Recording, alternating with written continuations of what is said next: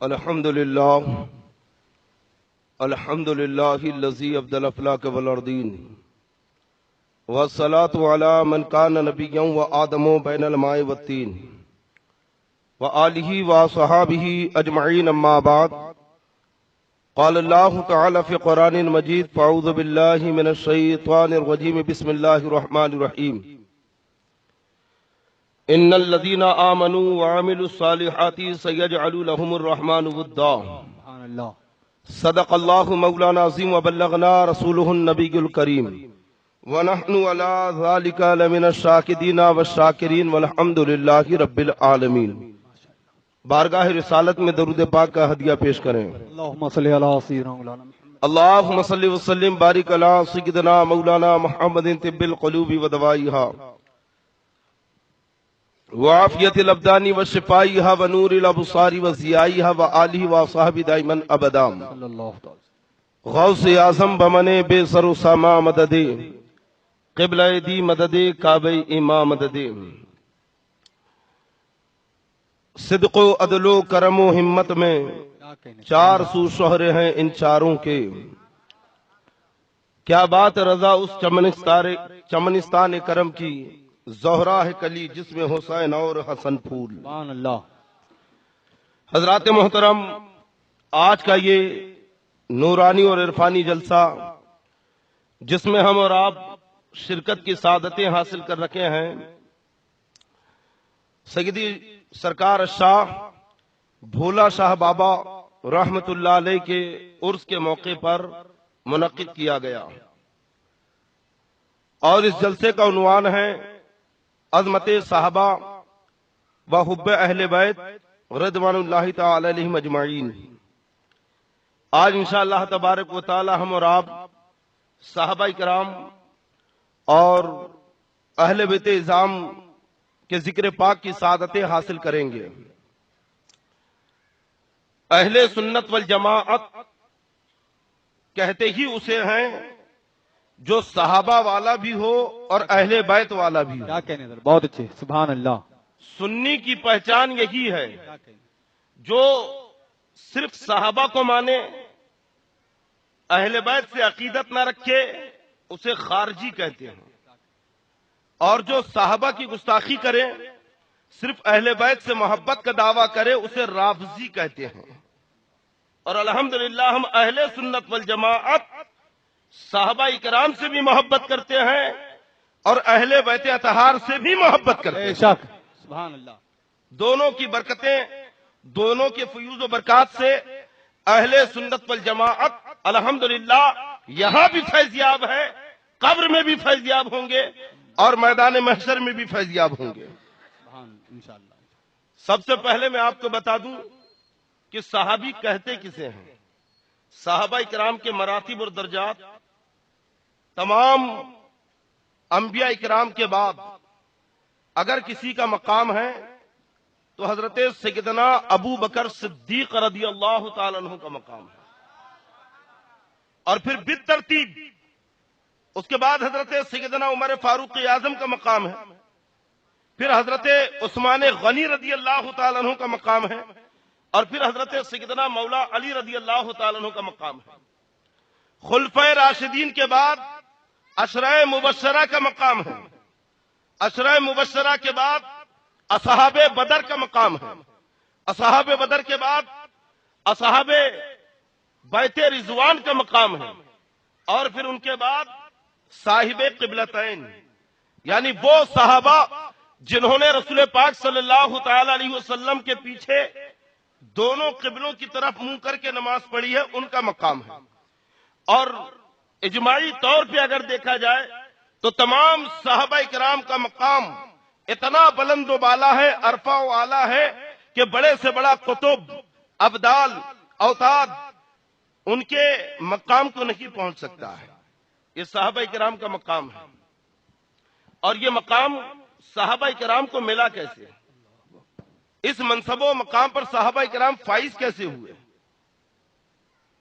آدمی زندگی بھر عبادت کرتا رہے، نماز پڑھتا رہے، روزے رکھتا رہے، حج و زکات حج کرتا رہے، زکات ادا کرتا رہے، چاہے وہ شریعت کے جس احکام پر، اسلام کے جس حکم پر عمل کرے، وہ اس عمل کا عامل کہلائے گا۔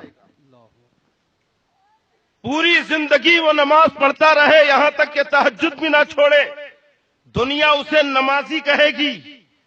اگر حج کرتا رہے تو حاجی کہے گی، زکات دیتا رہے تو سخی کہے گی، اللہ کی راہ میں وہ جنگ لڑتا رہے، جہاد کرتا رہے، دنیا غازی کہے گی، کوئی صحابی نہیں کہے گا، کیونکہ نماز پڑھنے سے نمازی ہوتا ہے، صحابی نہیں ہوتا ہے۔ روزہ رکھنے سے متقی پرہیزگار تو ہوگا، لیکن صحابی نہیں ہوگا۔ صحابی ہوتا کیسے ہے؟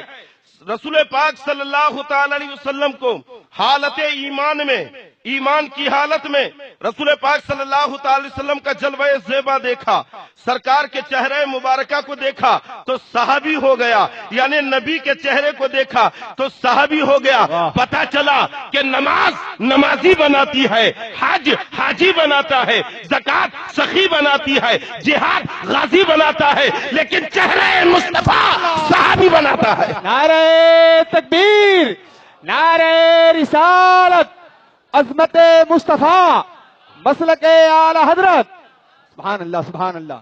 اب وہ زندگی بھر نماز پڑھتا رہے، اللہ اللہ، زندگی بھر اس نے عبادت کیا ہو، زندگی بھر اس نے کار خیر کیا، پوری زندگی اس نے پہاڑ کی غار میں بیٹھ کر عبادت میں گزار دی، لیکن تب بھی وہ صحابہ کرام کے قدموں کے برابر بھی نہیں ہو سکتا، اللہ اللہ اللہ، بے شک کیونکہ یہ مقام چہرہ مصطفیٰ سے ملا ہے۔ جی، واہ، نبی کے چہرے کا دیدار کیا ایمان کی حالت میں۔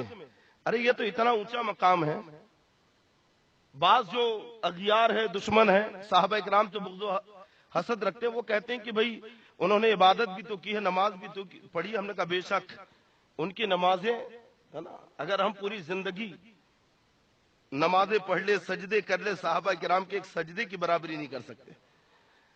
اور حدیث پاک میں مثال موجود ہے، آقا علیہ الصلوۃ والسلام فرماتے ہیں کہ اگر کوئی پہاڑ کے برابر سونا بھی صدقہ کر دے، اللہ اکبر اللہ اکبر، آقا علیہ السلام فرماتے ہیں کوئی پہاڑ کے برابر سونا صدقہ کر دے اور کوئی صحابی صرف ایک کھجور صدقہ کر دے، تو کسی کا بھی پہاڑ کے برابر سونا صدقہ کرنا صحابی کے کھجور کے برابر نہیں ہو سکتا۔ اللہ اللہ اللہ اکبر اللہ اکبر۔ یعنی زکات صدقہ خیرات ہم بھی دے رکھے ہیں اور صحابہ نے بھی دیا ہے، مال ہم نے بھی خرچ کیا، صحابہ نے بھی کیا، ہمارے دینے پر جو ثواب مل رکھا ہے وہ ثواب صحابہ کرام نے جو دیا ہے اس ثواب کے سامنے کچھ بھی نہیں ہے۔ یہ مقام اور رتبہ انہیں کیوں ملا؟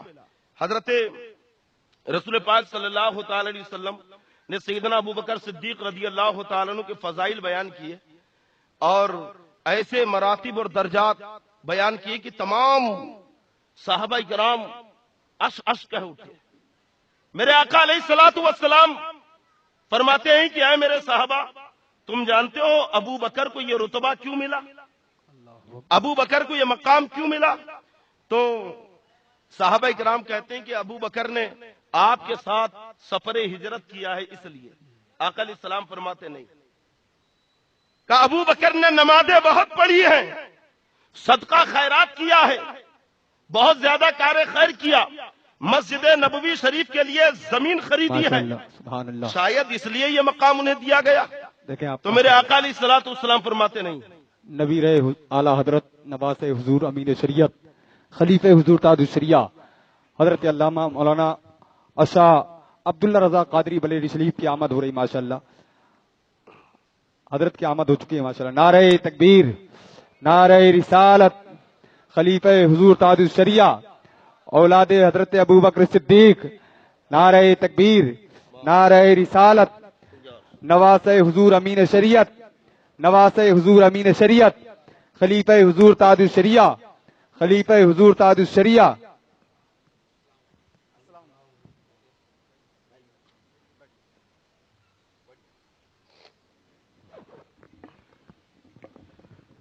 آپ اطمینان سے بیٹھ جاؤ، درود پاک پڑھیں۔ تھوڑا سا اس کا ساؤنڈ کھولیے نا تھوڑا سا، ہاں مانیٹر کا۔ صلی اللہ تعالی علیہ وسلم۔ صحابہ کرام رضوان اللہ تعالی علیہم اجمعین نے کہا کہ حضرت سیدنا ابو بکر صدیق رضی اللہ تعالیٰ عنہ نے بہت زیادہ عبادتیں کی ہیں، اس لیے تو آقا علیہ الصلوۃ والسلام فرماتے نہ کی، بلکہ اللہ نے ابو بکر کے سینے میں ایک چیز رکھ دی ہے، اسی لیے ابو بکر کا مقام اتنا بلند و بالا ہوا۔ آخر وہ چیز کیا ہے، اس کی حقیقت کیا ہے؟ جب اس کی حقیقت پر حضرت سیدنا عمر فاروق اعظم رضی اللہ تعالیٰ عنہ کی نگاہیں پڑی ہے تو آپ پکار اٹھتے ہیں، کاش یہ عمر نہ ہوتا بلکہ ابو بکر صدیق کے سینے کا ایک بال ہوتا۔ اللہ اکبر، اللہ اللہ اللہ۔ یہ مقام ہے حضرت سیدنا ابو بکر صدیق رضی اللہ تعالیٰ عنہ کا۔ ترتیب بار صحابہ کرام کے درجات اور مراتب ہے۔ حضرت سیدنا ابو ذر غفاری رضی اللہ تعالیٰ عنہ نے کعبے کے دروازے کو پکڑا اور پکڑ کے کہتے ہیں کہ اے لوگوں سنو، میں نے آقا علیہ الصلوۃ والسلام کو فرماتے ہوئے سنا ہے کہ میرے اہل بیت سفینہ نوح کی طرح ہے، نوح علیہ السلام کی کشتی کی طرح ہے۔ میرے آقا علیہ الصلوۃ والسلام نے صاحب اپنے اہل بیت کی مثال کشتی سے دی، اور وہ بھی کشتی کون سی؟ نوح علیہ السلام کی، کیونکہ جو تاریخ جانتے ہیں انہیں خوب پتا ہے کہ اس وقت ایسا بھیانک طوفان آیا تھا کہ بچا وہی تھا جو نوح علیہ السلام کی کشتی پر سوار تھا۔ کیا کہنے حضرت، بہت اچھے حضرت، بہت اچھے۔ اور جو کشتی پر نکی تھا وہ غرق ہو گیا تھا، وہ ڈوب گیا تھا۔ تو آقا علیہ الصلوۃ والسلام نے صرف کشتی کی مثال نکی دی کہ دریا پار کرنے کے لیے کشتی کی ضرورت پڑے گی، میرے اہل بیت کشتی کی طرح ہے، ان سے محبت کرو تو دریا، مصیبتوں کا دریا پار ہو جائے گا یا نجات کا دریا پار ہو جائے گا، نکی بلکہ آقا علیہ الصلوۃ والسلام کشتی کی مثال دے رکھے ہیں، اور وہ بھی کشتی کون سی؟ نوح علیہ السلام کی۔ آقا علیہ السلام فرماتے ہیں جو میرے اہل بیت سے محبت کرے گا، جو میری آل سے محبت کرے گا وہ نجات پا جائے گا، اور جو میری آل سے بغض رکھے گا، جو میری آل سے دشمنی رکھے گا وہ غرق ہو جائے گا، وہ تباہ و برباد ہو جائے گا۔ ایک روایت میں مثال ملتی ہے، آقا علیہ الصلوۃ والسلام کشتی کی مثال دے رکھے ہیں۔ دوسری روایت جو حضرت سیدنا عمر فاروق اعظم رضی اللہ تعالیٰ عنہ سے مروی ہے، آقا علیہ الصلوۃ والسلام فرماتے ہیں اصحابی النجوم فبأیہم اقتدیتم اہتدیتم، میرے صحابہ ستاروں کی مانند ہے، ان میں سے کسی ایک کی بھی پیروی کرو ہدایت پا جاؤ گے، ان میں سے کسی ایک کے بھی نقش قدم پہ چلنا شروع کر دو راہ نجات پا جاؤ گے۔ اگر تم صحابہ کرام کی اطاعت کرو گے تو تمہیں منزل مقصود مل جائے گی۔ میرے آقا علیہ الصلوۃ والسلام نے کتنی پیاری مثال دی ہے، جو تاریخ جانتے ہیں، جو علم نجوم اور جغرافیہ جانتے ہیں، انہیں خوب پتا ہے کہ جب آدمی سمندر میں سفر کرتا ہے تو جو ہی چیز نظر آتی ہے، نیچے پانی نظر آتا ہے، اوپر آسمان نظر آتا ہے، نہ اسے یہ پتا چلتا ہے کہ مشرق کدھر ہے، مغرب کدھر ہے، شمال کدھر ہے، جنوب کدھر ہے۔ اگر دن ہو تو سمتوں کا تعین سورج کی روشنی میں کرتا ہے، اگر دن ہے تو سورج کے طلوع اور غروب سے اندازہ لگاتا ہے کہ مجھے کس سمت جانا ہے، اور جب رات ہوتی ہے تو وہ ستاروں کو دیکھ کر اپنا سفر طے کرتا ہے، ستاروں کی چال دیکھ کر وہ اپنا راستہ معلوم کرتا ہے کہ مجھے کس سمت کا سفر کرنا ہے۔ اگر کوئی ستاروں سے ہدایت نہ لے تو زندگی بھر سمندر میں بھٹکتا رہے گا، وہیں پہ تباہ و برباد ہو جائے گا۔ تو نبی نے دونوں چیزوں کو لازم و ملزوم قرار دے دیا، اہل بیت کی محبت بھی لازم ہے، صحابہ کی محبت بھی لازم ہے۔ اگر نجات چاہتے ہو تو اہل بیت سے محبت کرو اور صحابہ کرام سے ہدایت حاصل کرو۔ نعرہ تکبیر، نعرہ رسالت، مسلک آل حضرت، عظمت صحابہ اور اہل سنت، نواس حضور امین شریعت، خلیفہ حضور تاج الشریعہ، حماد العلماء۔ غالباً یہ شہزادہ غوث العظم کی آمد ہونے والی ہے۔ حضور گل گلزار قادریت، شہنشاہ کوکن، نبیرہ شہنشاہ کوکن، آل رسول ابو الحسنین سید عبد القادر جیلانی میاں صاحب قبلہ کی آمد ہو رہی ہے۔ میں نوجوانان اہل سنت بنگالی پنجا کو مبارکباد دیتے ہوئے یہ اعلان کرتا ہوں کہ وہ حضرت کو بغیر کسی تکلیف کے ممبر نور پر پہنچائیں۔ نعرہ تکبیر، نعرہ رسالت، شہزادہ غوث اعظم، شہزادہ غوث اعظم، مسلک اعلی حضرت، نبیرہ شہنشاہ کوکن، خلیفہ تاج الشریعہ، خلیفہ حضور امین شریعت، خلیفہ تاج الشریعہ، گلے گلزار قادریت، گلے گلزار قادریت حضور سید عبد القادر جیلانی میاں صاحب قبلہ، نعرہ تکبیر، نعرہ رسالت، مسلک اعلی حضرت، علماء اہل سنت۔ حضرات دیکھیں آپ ساتھ ہی ساتھ خلیفہ حضور قائد اہل سنت افتخار علماء حضرت اللہ مولانا ابراہیم رضا قادری کی بھی آمد ہو چکی ہے۔ سید صاحب کے ساتھ میں انشاءاللہ تعالی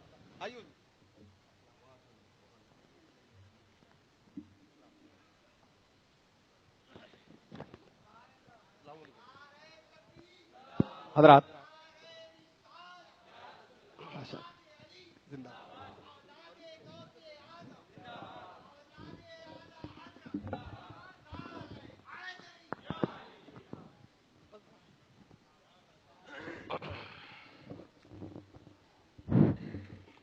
حضرات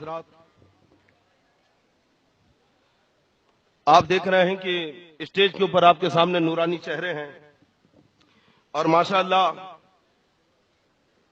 جیسا جلسے کا عنوان رکھا گیا ہے ویسی شخصیتیں بھی جمع کی گئی ہیں۔ بے شک عظمت صحابہ کرام و حب اہل بیت، سبحان اللہ، یہی پیغام دینے کے لیے، اور اگر میں 1 گھنٹہ 1.5 گھنٹہ 2 گھنٹہ بھی زبانی پیغام دوں تو حب اہل بیت اور عظمت صحابہ کا پیغام میری زبان سے 2 گھنٹہ جتنا نہیں نکلے گا اتنا ان کی خاموش زبانیں بتا دیں گے، بے شک کیونکہ جہاں شہزادہ مولا علی رضی اللہ تعالیٰ عنہ حاضر ہے، وہیں پہ حضرت سیدنا ابو بکر صدیق رضی اللہ تعالیٰ عنہ کی بھی 2 شہزادے یہاں پہ واہ سبحان اللہ، سبحان اللہ،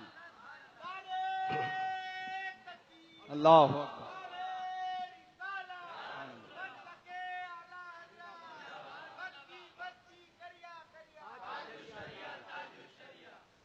بڑا چن کر عنوان کمیٹی والوں نے متعین کیا ہے، اور ایسا لگ رہا ہے کہ یہ صرف زبانی پیغام نہیں دینا چاہتے ہیں بلکہ ان کے شہزادوں کو جمع کر کے عملی طور پر پیغام دینا چاہتے ہیں۔ زندہ باد، زندہ باد، بہت اور یہ شخصیتیں یہی پیغام دینے کے لیے اس شہر میں آج تشریف لائی ہیں، یہی پیغام لے کر یہاں پہ آئے ہیں کہ جو اہل بیت سے بھی محبت کرے، صحابہ سے بھی محبت کرے، وہی سنی صحیح العقیدہ ہے، بے شک سبحان اللہ، اور جس کے دل میں ذرہ برابر بھی اہل بیت کی نفرت ہو، بغض ہو، وہ سچا اور پکا سنی نہیں ہو سکتا۔ جس کے دل میں صحابہ کرام کی عظمت اور محبت نہ ہو وہ پکا سنی نہیں ہو سکتا۔ الحمدللہ ہم دونوں سے محبت کرتے ہیں اور دونوں کا وسیلہ مانگتے ہیں۔ رسول پاک صلی اللہ تعالی علیہ وسلم نے ایک بہترین مثال دے کر بتا دیا کہ تمہیں نجات اسی وقت ملے گی اور منزل مقصود پر تم تبھی فائز ہوگے جبکہ تم صحابہ کرام جو ہدایت کے ستارے ہیں ان سے راستہ معلوم کرو اور اہل بیت اطہار کی محبت کی کشتی پر سوار ہو جاؤ۔ جب اہل بیت کی محبت کی کشتی پر سوار ہو جاؤ گے اور صحابہ کرام رضوان اللہ تعالی علیہم اجمعین سے ہدایت حاصل کرو گے تو تم نجات پا جاؤ گے۔ اعلی حضرت امام اہل سنت فرماتے ہیں کیا کہیں، اہل سنت کا ہے بیڑا پار، اصحاب حضور نجم ہے اور ناؤ ہے اطاعت رسول اللہ۔ نعرہ تکبیر، نعرہ رسالت، مسلک اعلی حضرت، عظمت صحابہ وحب اہل بیت، سبحان اللہ، سبحان اللہ، سبحان اللہ۔ حضرت سیدنا ابو بکر صدیق رضی اللہ تعالیٰ عنہ کا مقام اور آپ کا رتبہ اتنا عرفہ والا ہے۔ سیدہ طیبہ طاہرہ ام المومنین حضرت عائشہ صدیقہ رضی اللہ تعالیٰ عنہ اللہ کے پیارے نبی صلی اللہ تعالیٰ علیہ وسلم کے قریب بیٹھی ہوئی ہے۔ آقا علیہ الصلوۃ والسلام لیٹے ہوئے ہیں، تشریف فرما ہے۔ حضرت عائشہ صدیقہ آسمان کی طرف دیکھتی ہیں، رات کا وقت تھا، عرض کرتی ہیں کہ یا رسول اللہ کیا آسمان میں جتنے تارے ہیں کسی کی اتنی نیکیاں ہو سکتی ہیں؟ آسمان میں جتنے تارے ہیں، کتنے تارے ہیں بتائیے؟ جو کہتا نبی کو علم غیب نہیں ہے، معاذ اللہ، بولیے معاذ اللہ۔ معاذ اللہ رب العالمین۔ کبھی اس سے پوچھنا، بڑے بڑے سیٹلائٹ چھوڑے جا رہے ہیں، ہر دن نیا تارا ملتا ہے، ہر دن نیا گرہ مل رہا ہے، ہر دن نیا ستارہ مل رہا ہے. کہنے حضرت بہت اچھا. حضرت عائشہ صدیقہ رضی اللہ تعالیٰ عنہ عرض کرتی ہیں کہ یا رسول اللہ، آسمان میں جتنے تارے ہیں کیا کسی کی اتنی نیکیاں ہو سکتی ہیں؟ میرے آقا علیہ السلام فرماتے ہیں کہ ہاں. سبحان اللہ سبحان اللہ سبحان اللہ. سنیو، یہ سوال کوئی چھوٹا سوال نہیں ہے، یہ عقیدے کا سوال ہے، ایمان کا سوال ہے. حضرت عائشہ صدیقہ نبی سے یہ سوال کیوں کر رکھی ہے؟ کیونکہ حضرت عائشہ صدیقہ کا عقیدہ ہے، تمام صحابہ کا عقیدہ یہ ہے کہ آسمان میں کتنے تارے ہیں، نبی آسمان کے تاروں کی تعداد بھی جانتے ہیں اور اپنے غلاموں کے گناہ کی تعداد اور نیکیوں کی تعداد بھی جانتے ہیں. نعرہ تکبیر، نعرہ رسالت، مسلک آل حضرت، عظمت صحابہ، فضائل اہل بیت. ارے غلاموں کی تعداد جاننا. اللہ اکبر اللہ اکبر. کہ حضرت آدم علیہ السلام سے لے کر قیامت تک جو آخری بچہ پیدا ہوگا اس وقت تک کتنے افراد ہیں، سبھی کو تو رکھا تھا. حضرت عائشہ صدیقہ کا سوال مطلق ہے. آپ نے یہ نہیں کہا کہ کیا مدینے میں کوئی ایسا ہے کہ جس کی نیکیاں آسمان کے تارے کے برابر، یہ نہیں کہا کہ کیا حجاز میں کوئی ایسا ہے کہ جس کی نیکیاں آسمان کے ستاروں کے برابر ہو. سوال مطلق کیا اور مطلق اپنے اطلاق پر جاری ہوتا ہے. مطلب یہ ہے آدم علیہ السلام سے لے کر قیامت تک جتنے بھی لوگ پیدا ہوں گے کیا کسی کی نیکیاں آسمان کے تاروں کے برابر ہو سکتی ہے؟ نبی کہتے ہیں کہ ہاں. گویا ہمیں عقیدہ مل گیا کہ مصطفیٰ آسمان کے تاروں کی تعداد بھی جانتے ہیں. حضرت آدم سے لے کر قیامت تک جتنے انسان ہوں گے نبی سب کو جانتے ہیں، اور صرف انہی کو نہیں جانتے بلکہ ان کے اعمال کو بھی جانتے ہیں. سبحان اللہ. زندہ باد حضرت، بہت اچھے. زندہ باد زندہ باد. یہ ہے علم غیب مصطفیٰ. واہ. حضرت عائشہ کے دل میں خواہش پیدا ہوئی کہ یا رسول اللہ پھر جلدی بتائیے وہ کون ہے. تو میرے آقا علیہ السلام فرماتے ہیں کہ عمر، وہ عمر ہے. حضرت عمر کی نیکیاں نبی کے سامنے ہیں، آسمان کے ستارے نبی کے سامنے ہیں. اچھا کیوں نہ ہو؟ کیونکہ نبی فرماتے ہیں کل خلائق من نوری، ساری کائنات نبی کے نور سے بنی. آسمان کے جتنے تارے ہیں یہ سب نبی کے نور کے قطرے ہیں. تو کیا مصطفیٰ نہیں جانیں گے کہ آسمان پہ تارے کتنے ہیں؟ کا عمر کی نے کیا.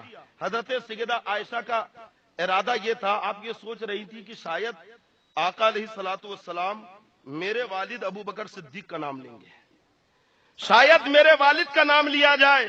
حضرت عائشہ فوراً کہتی ہیں کہ یا رسول اللہ عمر کی اتنی نیکیاں ہیں تو پھر میرے والد ابو بکر کی نیکیوں کا کیا ہوا؟ یعنی حضرت عائشہ کا ہو سکتا ہے کہ اس وقت یہ گمان ہو کہ اتنی نیکیاں مطلب یہ فائنل ہے نا، اتنی نیکیاں اس سے زیادہ کون کرے گا. ہو سکتا ہے کہ ذہن میں بات ہو، اس لیے تو کہا کہ پھر میرے والد ابو بکر صدیق کی نیکیوں کا کیا؟ تو نبی فرماتے ہیں اے عائشہ عمر کی ساری نیکیاں ابو بکر کی ایک نیکی کے برابر. اللہ اکبر. اللہ اللہ اللہ اللہ اللہ. واہ. یہ ہے حضرت سیدنا ابو بکر صدیق رضی اللہ تعالیٰ عنہ کا مقام و مرتبہ. اس لیے تو اعلیٰ حضرت فرماتے ہیں صدق و عدل و کرم و ہمت میں 400 شہرے ہیں ان چاروں کے. اگر خلفائے راشدین کی بات کی جائے بھی محرم میں آپ نے سنا تھا نا. ہاں صرف ایک ہی شخصیت پر 2 گھنٹہ بیان ہوا تھا، اور ابھی تو اتنا وقت ہے ہی نہیں. بات ہمیں صحابہ کرام کی بھی کرنا ہے، اہل بیت اطہار کی بھی کرنا ہے. حضرت سیدنا عمر فاروق اعظم کا مقام آپ اسی سے سمجھ لیجئے. میرے آقا علیہ السلام فرماتے لو کان بعدی نبی لکان عمر بن الخطاب. مصطفیٰ جان رحمت فرماتے اگر میرے بعد کوئی نبی ہوتا تو عمر ابن خطاب نبی ہوتے. اسی سے عمر فاروق اعظم کا مقام. حضرت عثمان غنی کا مقام تو یہ ہے، میرے آقا علیہ السلام فرماتے ہیں کہ اگر میری اور بھی بیٹیاں ہوتی، آپ کو ذوالنورین کہتے ہیں نا، ذوالنورین آقا علیہ الصلوۃ والسلام کی 2 بیٹیاں یکے بعد دیگر ہیں، حضرت عثمان غنی رضی اللہ تعالیٰ عنہ کے نکاح میں آئی. پوری کائنات میں حضرت آدم علیہ السلام سے لے کر آقا علیہ الصلوۃ والسلام تک کوئی ایسا نہیں ہے کہ جس کے نکاح میں نبی کی 2 بیٹیاں آئی ہیں. پوری دنیا میں کوئی ایسا نہیں ہے. اور پھر نبی، صرف نبی نہیں، امام الانبیاء کی بیٹیاں، سارے نبیوں کے سردار کی 2 بیٹیاں، حضرت عثمان غنی کی پوری دنیا میں ایک امتیازی شان ہے۔ یہاں پہ ایک بڑی اچھی بات میرے ذہن میں آ رہی ہے، کہہ دوں؟ سبحان اللہ۔ سننا چاہیں گے؟ حضرت سیدنا امام اعظم ابو حنیفہ رضی اللہ تعالیٰ عنہ کا دور ہے، یہ ضمنی طور پہ میں کہہ دے رہا ہوں، جب 2 بیٹیوں کی بات آئی، وہ بھی امام الانبیاء کی 2 بیٹیاں، یکے بعد دیگرے آپ کے نکاح میں آئی، اور پوری کائنات میں، پوری دنیا میں کوئی ایسا نہیں ہے کہ جس کے نکاح میں نبی کی 2 بیٹیاں آئی ہیں، کوئی ایسا نہیں۔ یہ حضرت عثمان غنی رضی اللہ تعالیٰ عنہ کی امتیازی شان۔ اور پھر آقا علیہ السلام فرماتے ہیں کہ اور بیٹیاں ہوتی تو یکے بعد دیگر عثمان کے نکاح میں دے دیتا۔ یہ فضیلت ہے حضرت سیدنا عثمان غنی رضی اللہ تعالیٰ عنہ کی۔ امام اعظم کے زمانے میں ایک رافضی تھا، حضرت سیدنا عثمان غنی سے صحابہ کرام سے بغض رکھتا تھا، حسد رکھتا تھا، اور وہ علل اعلان کہا کرتا تھا معاذ اللہ کہ حضرت عثمان غنی رضی اللہ تعالیٰ عنہ یہودی ہے، یہودی تھے، معاذ اللہ آپ کو یہودی کہتا تھا۔ بڑے بڑے علماء بیٹھے، اسے سمجھایا، وہ بھی کافی پڑھا لکھا تھا۔ جب بات حضرت امام اعظم تک پہنچی تو آپ نے کہا کہ ٹھہرو، ابھی اس کی عقل ٹھکانے لگا تھا۔ اور پھر امام اعظم واہ، پہنچے، اس کے گھر پہ دروازے پہ دستک دی، دروازہ کھولا، دیکھا کہ وقت کے امام الائمہ، سراج الامہ، کاشف الغمہ، حضرت امام اعظم دروازے پہ کھڑے۔ تھوڑا سا ٹھٹا، کہا حضور آپ کہاں؟ تمہاری بیٹی کے لیے رشتہ لے کر آیا تھا۔ کہا اندر آئیے، پھر اگر آپ کے گھر کوئی بیٹی کا رشتہ لے کر آ جائے تو آپ کتنے خوش ہوں گے۔ کہا بالکل اندر آئیے۔ آپ اندر گئے اور پھر بتانے لگے لڑکا بہت اچھا ہے اور بڑا نیک بھی ہے، نمازی بھی پڑھتا، سب کرتا ہے۔ تو کہا حضور پھر جلدی کیجئے، دیری کس بات کی ہے؟ تو حضرت امام اعظم ابو حنیفہ رضی اللہ تعالیٰ عنہ فرماتے ہیں ایک عیب ہے، اس کے اندر ایک خامی ہے، شاید تم وہ خامی سن کر انکار کر دو۔ کہا بالکل نہیں، اتنے ساری اگر اس کے اندر خوبیاں ہیں، اگر ایک دو عیب رہے تو کیا ہوا، فوراً ایکسپٹ کر لوں گا۔ تو حضرت امام اعظم ابو حنیفہ فرماتے ہیں کہ وہ سب اچھا ہے، نیک ہے، ٹھیک ہے، پرہیزگار ہے، سب کچھ ہے، لیکن وہ مذہباً یہودی ہے۔ جیسی کہا یہودی ہے تو وہ تاجر، وہ رافضی بھڑک اٹھا کہ اتنے بڑے امام ہو گئے اور آپ میرے یہاں یہودی کا رشتہ لا رکھے ہیں۔ امام اعظم فرماتے کیا ہوا، دے دے، اور گرم ہو گیا، کہ دینے کا بھی مشورہ دے رہے، ایک تو رشتہ لایا، اوپر سے کہہ رہے ہیں کہ یہودی کے اپنی بیٹی دے دے۔ تو کہا کیوں نہیں دے سکتا؟ کہا بالکل نہیں دے سکتا۔ کہا کیوں نہیں دے سکتا؟ کہا یہودی کی اپنی بیٹی دوں گا۔ امام اعظم کہتے ہیں نالائق، جب تو اپنی ایک بیٹی یہودی کو نہیں دے سکتا تو کیا امام الانبیاء نے اپنی 2 بیٹیاں یہودی کو دی ہوگی؟ زندہ باد، زندہ باد، بہت اچھا ہے حضرت، بہت امام اعظم نے جیسی ہی یہ دلیل رکھی ہے قدموں پہ لوٹ گیا، زندہ باد، زندہ معافی مانگا، اس نے کہا حضور آپ نے میری عقل کے دروازے کھول دیے، آپ نے عقل کی دریچے میرے کھول دیے، سمجھا دیا واقعی میں غلط تھا۔ یہ حضرت سیدنا عثمان غنی رضی اللہ تعالیٰ عنہ کا مقام ہے، اور حضرت سیدنا مولا علی رضی اللہ تعالیٰ عنہ کی شان کا عالم تو یہ ہے، میرے آقا علیہ الصلوۃ والسلام فرماتے ہیں انا مدینۃ العلم وعلی بابھا، ایک روایت میں انا دار الحکمت وعلی بابھا، آقا علیہ السلام فرماتے ہیں کہ میں علم کا شہر ہوں، علی اس کا دروازہ ہے، یعنی جسے علم حاصل کرنا ہو، جسے نبی تک پہنچنا ہو، علی تک ضرور آنا پڑے گا۔ میں حکمت کا شہر ہوں، علی اس کا دروازہ ہے۔ آقا علیہ الصلوۃ والسلام نے جب رشتہ اخوت قائم کیا انصار و مہاجر کے درمیان، فلا فلا کا بھائی ہے، فلا فلا کا بھائی ہے، مولا علی کھڑے ہوئے، کہا اے علی تو میرا بھائی ہے۔ سبحان اللہ، سبحان اللہ۔ رسول پاک صلی اللہ تعالی علیہ وسلم نے اپنا نائب بنا کر جنگ تبوک کے موقع پر حضرت مولا علی رضی اللہ تعالیٰ عنہ کو مدینے میں چھوڑا تھا، بلکہ حضرت علی تو وہ رسول پاک آپ کو کرم اللہ تعالی وجہ الکریم کہتے ہیں نا، مولا علی رضی اللہ تعالیٰ عنہ کو کیا کہا جاتا ہے؟ کرم اللہ تعالی وجہ الکریم، ہے نا۔ یوں تو جن اوصاف کی وجہ سے کہا جاتا ہے حضرت صدیق اکبر رضی اللہ تعالیٰ عنہ میں بھی وہ ہے، لیکن یہ لقب آپ کے لیے خاص ہوا، کرم اللہ تعالی وجہ الکریم، اللہ نے آپ کو کرامت اور بزرگی والا بنایا، آپ کو عظمتیں بخشی، اور یہ لقب آپ کو اس لیے دیا گیا کیونکہ آپ نے کبھی بت پرستی نہیں کی ہے. نبی کی گود میں آپ نے اپنی آنکھیں کھولی ہیں. آقا علیہ الصلوۃ والسلام کی صحبت میں آپ بچپن سے رہے ہیں. آپ بت پرستی کے علاوہ دیگر ناجائز اور حرام کاموں کی آلودگی سے پاک رہے ہیں. اس لیے آپ کو کرم اللہ تعالی وجہ الکریم کہا جاتا ہے. حضرت مولا علی رضی اللہ تعالیٰ عنہ رسول پاک صلی اللہ تعالی وسلم سے کس قدر عقیدت و محبت رکھتے ہیں. مقام صحبہ میں حضرت اسماء بنت امیس رضی اللہ تعالی عنہ فرماتی ہیں حضرت مولا علی رضی اللہ تعالی عنہ نبی کریم صلی اللہ تعالی وسلم کے قریب ہے. آقا علیہ الصلوۃ والسلام حضرت مولا علی کے زانوؤں کے اوپر سر رکھ کر سو گئے. سورج غروب ہو گیا. حضرت مولا علی رضی اللہ تعالی عنہ نے نماز عصر ادا نہیں کی تھی. نماز عصر آپ نے ابھی ادا نہیں کی. سورج غروب ہونے لگا. بے چینی اور پریشانی ہو گئی. کہ نماز پڑھوں یا نبی کی خدمت میں لگا رہوں. نماز پڑھ کر اللہ کی عبادت کروں, اللہ کو راضی کروں, یا نبی کی رضا میں لگا رہوں. نبی آقا علیہ الصلوۃ والسلام کے سر مبارک آپ کے زانو پر ہے نا. ختم کرنا ہے. اچھا بس تھوڑی دیر اور ہے نا. آقا علیہ الصلوۃ والسلام کا سر مبارک مولا علی کے زانو پر ہے. کام کس کا کر رہے ہیں؟ جلدی بولیے. نبی کا. کس کی خدمت میں ہے؟ نبی کی. کس کی اطاعت میں ہے؟ نبی کی. نماز چھوٹ گئی. اللہ نماز قضا ہو گئی.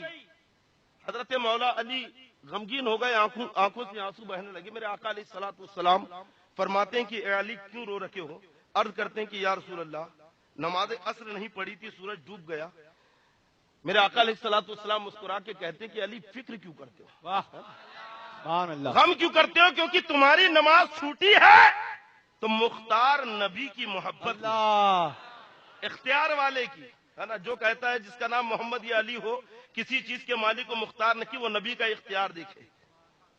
میرے آقا علیہ الصلوۃ والسلام رب کی بارگاہ میں عرض کرتے ہیں اور آپ مغرب کی طرف اشارہ کرتے ہیں, مغرب کی جانب. میرے آقا علیہ الصلوۃ والسلام عرض کرتے ہیں اللہم انہو کانا فی طاعتک بطاعت رسولک فردد علیہ الشمس. جملے پہ غور کرو. نبی کی محبت میں نماز چھوٹ رکھی ہے, نبی کی خدمت میں ہے, نبی کی اطاعت میں ہے, نبی کی فرما برداری میں ہے, لیکن نبی کہہ رکھے ہیں انہو کانا فی طاعتک.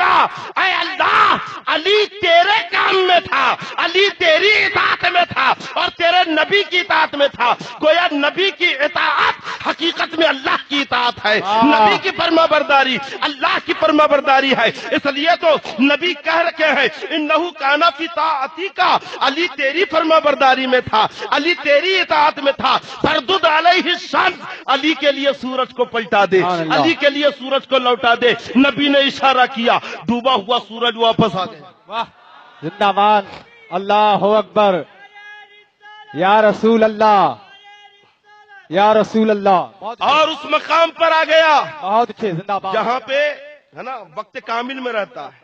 نبی نے کہا علی نماز پڑھو. مولا علی نماز کے لیے کھڑے ہو گئے. پڑھنے کا ارادہ ہے. میرے آقا فرماتے ہیں کہ علی جلدی نہیں کرنا, اطمینان سے پڑھنا, سکون سے پڑھنا. بہت اچھے. جتنی لمبی پڑھنا ہو اتنی لمبی پڑھنا, واہ جتنا اطمینان سے پڑھنا ہو اتنا اطمینان سے پڑھنا. اس لیے کیونکہ روز تم سورج کو دیکھ کر نماز پڑھتے تھے کہ نماز پڑھ لو کہیں سورج ڈوب نہ جائے, عصر کی نماز جلدی ادا کرو کہیں سورج غروب نہ ہو جائے, کہیں سورج ڈوب جائے اور وقت ختم نہ ہو جائے. اے علی روز تم سورج کو دیکھ کر نماز پڑھتے تھے, لیکن آج سورج علی کو دیکھ کر ڈوبے گا کہ علی کی نماز ہوئی ہے یا نہ کی, علی نے نماز پڑھی ہے یا نہ کی. یہ ہے مقام مولا علی رضی اللہ تعالی. نعرہ تکبیر, نعرہ رسالت, ایک نعرہ حیدری. ہاتھوں کو اڑا کے بولے ایک نعرہ حیدری. مسلک اعلی حضرت, عظمت صحابہ, فضائل اہل بیت, فیضان حضور بابا بھولے شاہ رحمت اللہ علیہ. آقا علیہ الصلوۃ والسلام ارشاد فرماتے کلو سببی و نسبی ینقطع یوم القیامتی الا سببی و نسبی. آقا علیہ السلام فرماتے قیامت کے دن سارے رشتے، سارے حسب و نسب، سارے نسب و سبب ختم ہو جائیں گے. کوئی کسی کا رشتہ دار نہیں ہوگا، کوئی کسی کا پرسان حال نہیں ہوگا، نفسی نفسی کا عالم ہوگا. قیامت کے دن سارے رشتے، سارے نسب و سبب ختم ہو جائیں گے الا نسبی. آقا فرماتے سوائے میرے نسب کے، سبحان اللہ. صرف میرا نسب باقی رہے گا. آقا فرماتے میرا سبب باقی رہے گا، سارے رشتے ختم ہو جائیں گے.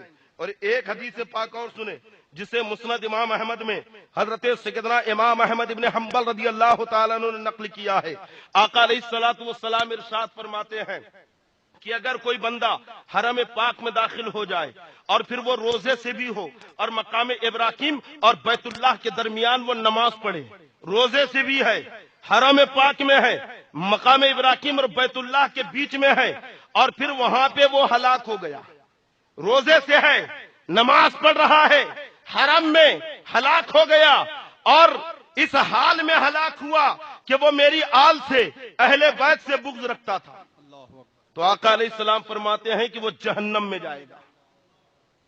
یعنی حرم کی نماز بھی اسے نہیں بچا پائے گی، حرم میں روزہ رکھنا بھی اسے نہیں بچا پائے گا اگر نبی کی آل کا بغض اس کے دل میں ہوگا، نبی کی آل سے اگر وہ الفت نہیں رکھتا ہوگا. اور ایک روایت میں آقا علیہ الصلوۃ والسلام نے فرمایا کہ تم میں کوئی اس وقت تک مومن نہیں ہو سکتا جب تک کہ مجھے اپنی جان سے زیادہ، میری اولاد کو اپنی اولاد سے زیادہ اور میرے گھر والوں کو اپنے گھر والوں سے زیادہ نہ چاہے. یعنی جب تک ان سے اتنی محبت نہ کرے سب سے زیادہ. آقا علیہ السلام فرماتے ہیں میری آل سے اگر وہ محبت نہ کرے تو وہ مومن کامل نہیں ہو سکتا. اہل بیت کی محبت ایمان کامل ہے. اور الحمدللہ ہم صحابہ والے بھی ہیں اور اہل بیت والے بھی، سمجھے کہ نہیں؟ اس لیے تو اللہ فرماتا وَكُونُوا مَعَ الصَّادِقِينَ، سچوں کے ساتھ ہو جاؤ. کہا کہ نہیں سچوں کے ساتھ، ہے نا. اور اشارے بھی ہو رہے ہیں، ہے نا، بس وہ ختم کرنا ہے. اب سچے کیا ہے بہت طویل اس میں اندر بات ہے، آپ سب جانتے ہیں سچا کسے کہتے ہیں. بے نمازی کو کوئی سچا نہیں کہتا، جواری کو کوئی سچا نہیں کہتا، شرابی کو کوئی سچا نہیں کہتا. تو سچا کسے کہتے ہیں؟ بولیے. جو نمازی ہو، پرہیزگار ہو، اللہ والا ہو، وہی تو سچا ہے. غوث پاک کی نمازیں، سبحان اللہ. غریب نواز کے سجدے، محبوب الہی کی اطاعتیں، یہی تو سچے لوگ ہیں. کنو مع صادقین، سچوں کے ساتھ ہو جاؤ. اگر اس کا تفصیلی ترجمہ کیا جائے تو مانا ہوگا غوث اعظم کے ساتھ ہو جاؤ، محبوب الہی کے ساتھ ہو جاؤ، غریب نواز کے ساتھ ہو جاؤ، تاج الاولیاء کے ساتھ ہو جاؤ، حضرت سرکار بھولا شاہ بابا کے ساتھ ہو جاؤ. یہی تو ہے کنو مع صادقین. اچھا ایک پیغام یہ ہے سچوں کے ساتھ ہو جاؤ، اور دوسرا پیغام اللہ نے کیا دیا؟ لا تقعد بعد الذکر مع القوم الظالمین. دیا نا دوسرا پیغام، لا تقعد بعد الذکر مع القوم الظالمین. جب تمہیں ظالموں کے بارے میں معلوم ہو جائے تو ان کے قریب مت بیٹھو. سمجھ رہے ہیں؟ بالکل قریب نہیں بیٹھنا ہے. اب جب یہاں پہ مطلق ظالمین کہہ دیا تو غور سے سنیے. سب سے پہلے اس میں آ گئے بد عقیدے، بد دین، بد مذہب، مشرکین. اس کے بعد اس میں آ گیا بد عمل، شرابی، جواری، زانی، چور، سود خور. سمجھ رہے ہیں؟ بروں کی صحبت سے بچو، ہر حال میں کہا گیا. اور صحابہ کرام رضوان اللہ تعالی علیہم اجمعین تو اتنا بچتے تھے کہ مشرکین اور منافقین کے بدن سے اپنے کپڑے بھی ٹچ نہیں ہونے دیتے، اتنا بچتے تھے. سمجھ رہے ہیں؟ اور ایمان فرسٹ. سب سے پہلے کیا ہے؟ بولیے سب ایمان. ایمان کے لیے کوئی کمپرومائز نہیں. ایمان سب سے فرسٹ مومن کے لیے. نہ اس کے سامنے اس کا خود کا وجود ہے، نہ اس کے سامنے دولت کوئی حقیقت رکھتی ہے، نہ جائیداد کوئی حقیقت رکھتی ہے، نہ مال و اسباب کوئی حقیقت رکھتے ہیں. مومن کے لیے ایمان سب سے فرسٹ. اور ہم نے تاریخیں پڑھی ہے کہ ایمان کے لیے مسلمانوں نے اپنی گردنیں کٹا دی ہیں، اپنا سب کچھ لٹا دیا ہے. میدان کربلا جس کی سب سے بڑی مثال ہے. سمجھ گئے آپ؟ ایمان سب سے اہم. جنگ احد میں 250 منافقین عبداللہ ابن ابی کے پیچھے پیچھے آ کے صحابہ کی جماعت میں مل گئے، اور پلاننگ یہ تھی کہ عین حالت جنگ میں پیچھے سے بھاگ جائیں گے. میدان جنگ میں ہوتا یہ ہے کہ ایک سپاہی بھی اگر بزدل ہوا تو 10 کے اوپر اثر پڑتا ہے. 250 منافقین جب بھاگیں گے تو جو صحابہ کرام ہیں یہ بھی بھاگ کھڑے ہوں گے اور مشرکین غالب آ جائیں گے, مسلمانوں کو شکست مل جائے گی. یہ منافقین مدینہ کی چال تھی. 250 آئے, جنگ شروع ہو گئی. میرے آقا علیہ الصلوۃ والسلام سب بنا کے تشریف فرمایا اور بس جنگ شروع ہو گئی. ادھر عبداللہ ابن ابی 250 لوگوں کو لے کے بھاگ گیا. جتنے لایا تھا اتنے ہی اس کے ساتھ واپس بھاگے. نبی کے دیوانوں میں سے ایک بھی نہیں گیا. اللہ نبی کے پروانوں میں سے ایک بھی نہیں گیا, کیونکہ جب گھر سے چلے تھے تو یہی بول کے چلے تھے, سلیب دار سخی دست و کوثار سخی, جہاں بھی تم نے پکارا ہے جانثار چلے, سنی جو بانگ جرستہ بقتل گاہ جفا, کفن بدوش اسیران زلف یار چلے, کرو تیرے نام پہ جا فدا, نہ بس ایک جا دو جہاں فدا, دو جہاں سبھی نہ کی جی بھرا, کروں کیا کروڑوں جہاں نہیں. نعرہ تکبیر, تھوڑا سا ہاتھوں کو اٹھا لیں. نعرہ تکبیر, نعرہ رسالت, مسلک آل حضرت, علماء اہل سنت. گھر سے یہ جذبہ لے کر چلا ہو کہ نبی کی محبت میں آج سر کٹانا ہے, نبی کی محبت میں گردن کٹانا ہے, تو کیا بھاگے گا؟ 250 منافقین بھاگ کھڑے ہوئے. سوچے صحابہ بھی بھاگ جائیں گے, نبی کے غلام بھی بزدل ہو جائیں گے, ان کے پیر اکھڑ جائیں گے, لیکن تمام صحابہ نے کہہ دیا کہ حق کی لڑائی کے لیے ہمیں منافقوں کی ضرورت نہیں ہے. اسلام کی لڑائی کے لیے, ہمیں اپنے حقوق کی لڑائی کے لیے, ہمیں سنیت کی لڑائی کے لیے, ہمیں مسلک کی لڑائی کے لیے, ہمیں اسلام کی لڑائی کے لیے, چاہے ہندوستان میں اپنے وجود کی لڑائی کے لیے نبی کے گستاخوں کی ضرورت نہیں ہے, نبی کے باغیوں کی ضرورت نہیں ہے, بدعقیدوں کی ضرورت نہیں ہے. بہت زبردست پیغام ہے. نعرہ تکبیر, ہاتھوں کو اٹھائیں, اس تقریر کا استقبال کریں. نعرہ تکبیر, نعرہ رسالت, مسلک آل حضرت, عاشقان رسول, علماء اہل سنت. ارے یہاں پہ ایک ایک مولا علی کا شیر بیٹھا ہے, ہو گئی ہے. اگر دہاڑ کے کھڑا ہو گیا تو ایک ایک سیٹی کے لیے ایک ایک غلام کافی ہے. واہ واہ واہ واہ. ہمیں لڑنے کے لیے بدعقیدوں کی ضرورت نہیں ہے. آج ہی مومن پورے میں 4-5 آ گئے. قاری صاحب جی, اولیاء مسجد میں بیان کر کے نکلا جی, وہیں آ گئے, وہیں کے تھے. کہا حضرت ایک پروگرام کرنا آپ کی صدارت میں. اچھا, ہم نے کہا کون کر رہا ہے, تو اپنی تنظیم کا نام لیا. تو میں نے کہا کہ لا حول ولا قوت, تم سے ہمارا مشربی, مسلکی, مذہبی, اعتقادی اختلاف ہے, ہم تمہارے ساتھ کھڑے نہیں ہوں گے, اور سنو تمہاری ضرورت بھی نہیں ہے ہم کو. سمجھ رہے ہیں؟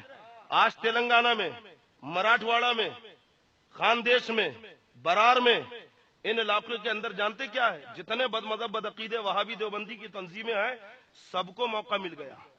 پلپلے سنی ان کے ساتھ میں آج مل گئے. کہ بھائی ایک ہونا ہے, ایک ہونا, ایک ہونا, مل کے لڑنا, مل کے لڑنا ہے. سمجھ رہے ہیں؟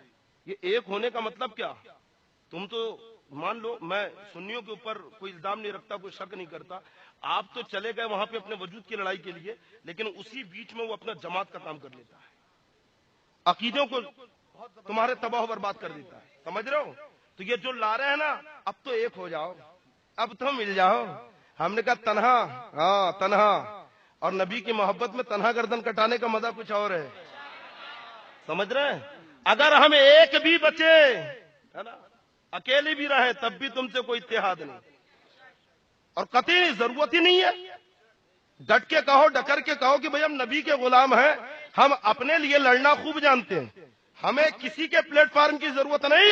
سب سے بڑا پلیٹ فارم عشق مصطفیٰ کا پلیٹ فارم ہے, عشق رسول کا پلیٹ فارم ہے, جانتے ہیں. اور دوسری چیز کہ آج جو حالات ہمارے اوپر گزر رکھے ہیں, وہ کیوں گزر رہے ہیں؟ سمجھ رہے ہیں؟ لا یکلف اللہ نفسا الا وسعها لها ما کسبت وعلیہ ما اکتسبت. اللہ تعالیٰ کسی کو بھی اس کی طاقت سے زیادہ, کیپیسٹی سے زیادہ, قوت برداشت سے زیادہ تکلیف نہیں دیتا. لیکن اگر کسی کو اس کی طاقت سے زیادہ تکلیف مل جائے, کسی کو اس کی کیپیسٹی سے زیادہ تکلیف پہنچ جائے, تو رب فرماتا اللہ ما کسبت وعلیہ ما اکتسبت. تو یہ اسی کی کمائی ہے, یہ اسی کے برے کاموں کا نتیجہ ہے. سمجھ رہے ہیں؟ ہمیں اپنے اعمال سدھارنے کی ضرورت ہے, مسجدوں کو آباد کرنے کی ضرورت ہے, پیشانیوں میں سجدوں کی تڑپ پیدا کرنے کی ضرورت ہے. جب ہم مسجد کے نمازی بن جائیں گے، جب ہمارے چہرے پہ داڑھی ہوگی، جب ہمارے سروں پہ ٹوپی ہوگی، اور جب ہم نکلیں گے تو ہم دکھیں گے. آج یہ کیوں کہتے اتنی آسانی سے، ہے نا؟ اتنے ممالک ہے، 57 ملک ہے، کہیں پہ بھی جا سکتے ہیں. وہ سمجھ رہے ہیں کہ مٹھی بھر ہے نا، مٹھی بھر ہے، کیونکہ تم گم جاتے ہو ان میں. لیکن جس دن تم داڑھی رکھ کے ٹوپی پہن کے نکلو گے، ارے جدھر نگاہیں گھومے گی تم نظر آؤ گے. وہ گمتے ہوئے نظر آئیں گے، وہ گم جائیں گے تمہاری بھیڑ میں، اتنے تم نظر آؤ گے. الحمدللہ اتنے ہیں تو عمل کریں گے انشاءاللہ. چہرے پہ داڑھی رکھیں گے، سر پہ ٹوپی رکھیں گے الحمدللہ. رکھیں گے کہ نہیں؟ دیکھیے دھیرے دھیرے آواز کم ہوگی. ارے رکھیں گے. ہے کوئی مولا علی کا شعر کھڑے ہو کر دلیری سے کہے کہ میں داڑھی رکھوں گا؟ ہے کوئی مولا علی کا شعر؟ کھڑے ہو کر ہاتھ اٹھا کر ماشاء اللہ، زندہ باد زندہ باد. اور کوئی ہے؟ کھڑے رہیے.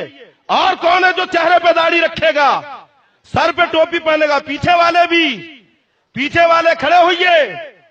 اگر تم داڑھی رکھے اور ٹوپی پہن کے نکل گئے تو قسم خدا کی